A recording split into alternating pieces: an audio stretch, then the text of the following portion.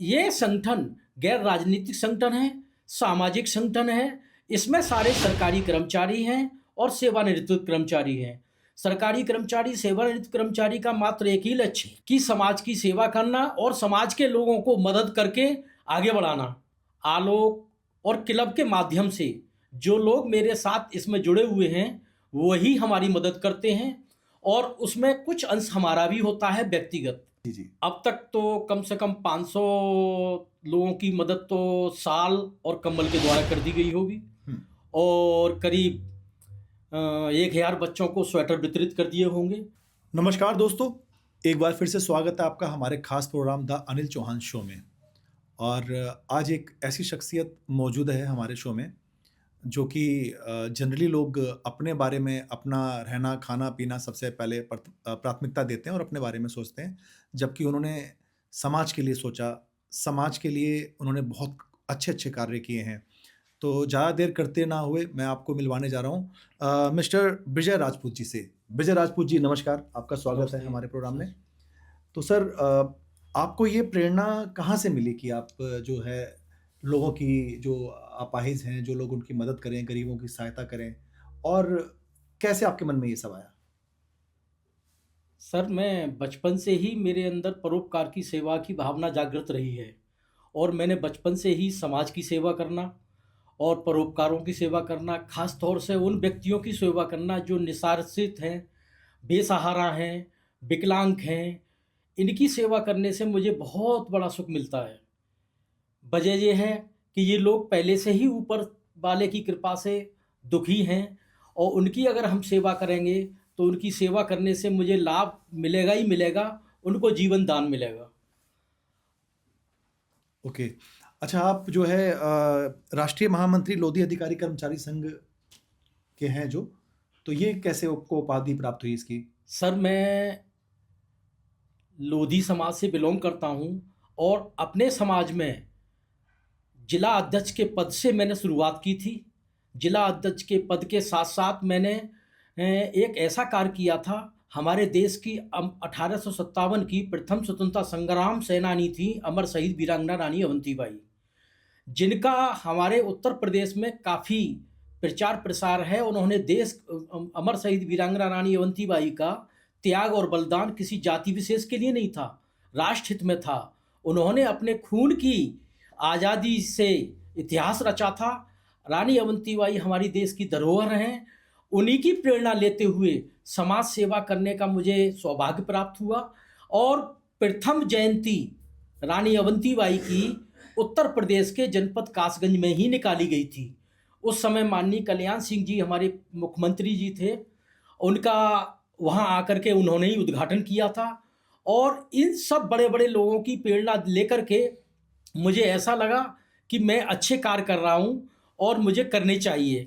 समाज में हमारे में तमाम तरह के गरीब, पीड़ित, शोषित लोग हैं, उनकी सेवा करना मेरा प्रमुख लक्ष्य बन गया। और जब इतने सारे कार्य किए तो मैं जिला अध्यक्ष के पद से प्रदेश के पदों पर पहुंचा, प्रदेश का महामंत्री बना, प्रदेश का महामंत्री बनने के बाद मैं प्रदेश का प्रभारी बना।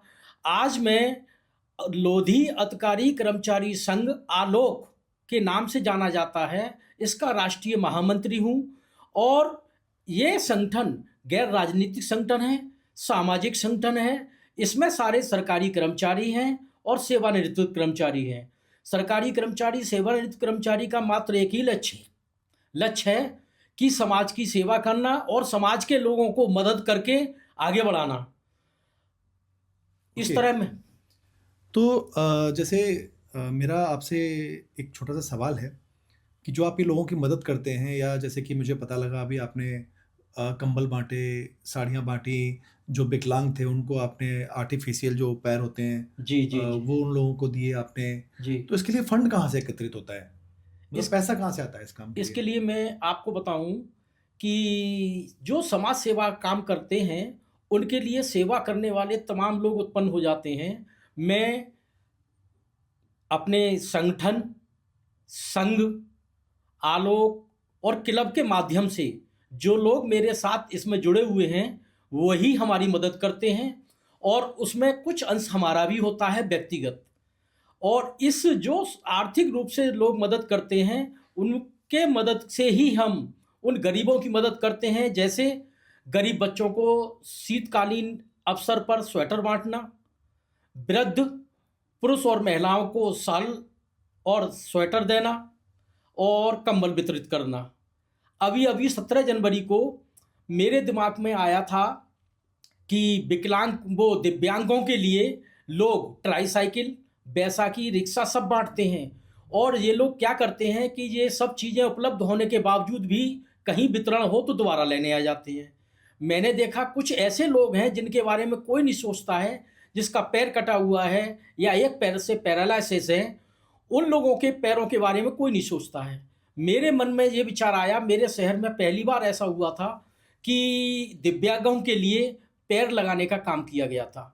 मैंने 13 तारीख को कैंप लगाया था और उसके बाद में 17 तारीख को कल्याणम करोति मथुरा के माध्यम से इसके दिव्यांगों के लिए पैर लगवाए। 20 लोगों के पैर लगवाए हैं जो पैर कटे हुए थे या एक पैर से पैरालिसिस थे। उनको पैर लगवाने के बाद हमें वो अनुभूति प्राप्त हुई, वो सुख प्राप्त हुआ कि हमने कभी किसी को भी तो चलने का मौका दिया। हम उन लोगों के लिए जो चल नहीं पाते हैं, एक जगह स्थिर रहते हैं, हमें उनको चलायमान करने में जो गति प्राप्त हुई, जो सुख प्राप्त हुआ, हमारे क्लब के, संघ के और संगठन के लोगों को बहुत अच्छा लगा। तो क्लब के तात्पर्य से आपका जो आप लॉयंस क्लब में सक्रिय हैं जिस पद पर? जी, मैं लॉयंस क्लब का सचिव हूँ इस समय अपने शहर का। ओके, तो वहाँ से भी आप लोगों को मदद मिलती है? जी सर, जी। कैसे पता लगाते हैं आप उन लोगों का जो नीडी हैं, मतलब ज़रूरतमंद हैं? कई बार ऐसा भी होता होगा कि जैसे कि आपने भी ज़िक्र किया अभी कि लोग दोबारा ले लेते हैं आकर के ऐसा, तो कुछ इसका पर्टिकुलर कुछ लिस्ट होती है लोगों की जिनको ये बाँटे जाते हैं, या फिर कोई भी व्यक्ति आकर के आपसे आके ये इसका बेनिफिट उठा के चला जाता है?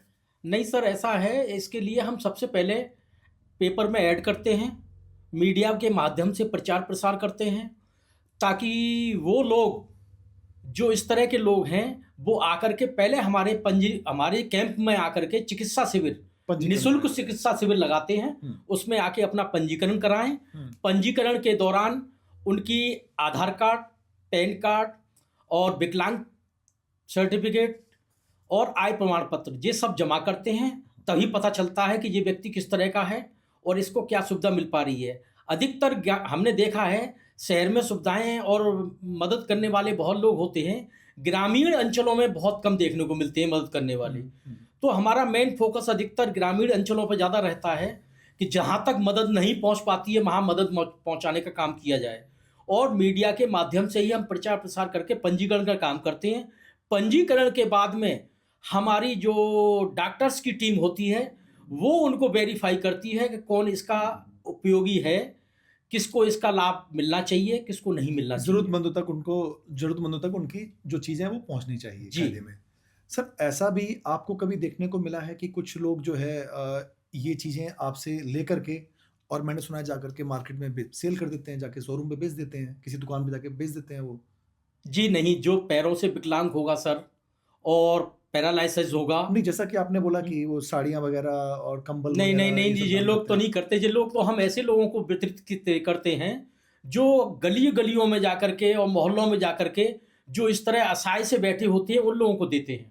अच्छा, मतलब आप लोग पहले से ही आपको हाँ, पता होता है कि कौन एक एरिया चिन्हित कर लेते हैं, हाँ, हाँ, कौन हाँ। सा एरिया ऐसा है जहाँ पर हमारे गरीब तबके के लोग रहते हैं, वहाँ उनको जा कर के गली मोहल्लों में या एक स्थान नियुक्त कर लेते हैं, वहाँ उनको बुला करके वितरित कर देते तो हैं। ऐसे अब तक आपने अपने जीवन काल में तकरीबन कितने लोगों की मदद कर दी होगी? एक अनुमान। अब तक जी, जी, जी। अब तक तो कम से कम 500 लोगों की मदद तो शाल और कंबल के द्वारा कर दी गई होगी हुँ, और करीब 1000 बच्चों को स्वेटर वितरित कर दिए होंगे, ठीक है। ज्योमेट्री बॉक्स और पुस्तकें वितरित कर दी होंगी निःशुल्क। हुँ, और इसके अलावा ये विकलांग के रूप में भी हम छड़ी वगैरह भी निःशुल्क भी, और पैरों के जो कृत्रिम अंग बाँटे थे वो भी निःशुल्क ही बाँटे गए हैं। बहुत बढ़िया। बहुत ही अच्छा सामाजिक कार्य आप कर रहे हैं इस समय। तो सर, एक चीज़ मैं जानना चाहूँगा, जो आपका परिवार है, क्या वो सपोर्ट करता है इस कार्य में आपको? मतलब ऐसा भी हुँ। होता है कि इंसान का जो खाली समय होता है, वो अपनी फैमिली के साथ, बच्चों के साथ व्यतीत करते हैं, और आप जो है जाकर के समाज सेवा में ये समय लगा देते हैं। तो क्या घर से सुनने को नहीं मिलता है आपको कुछ? नहीं सर, मैं सेवा में था और अपनी नौकरी भी करता था। नौकरी करने के साथ-साथ मेरे अंदर ये भावनाएँ शुरू से थीं। मेरे परिवार वालों ने मेरी मदद और की।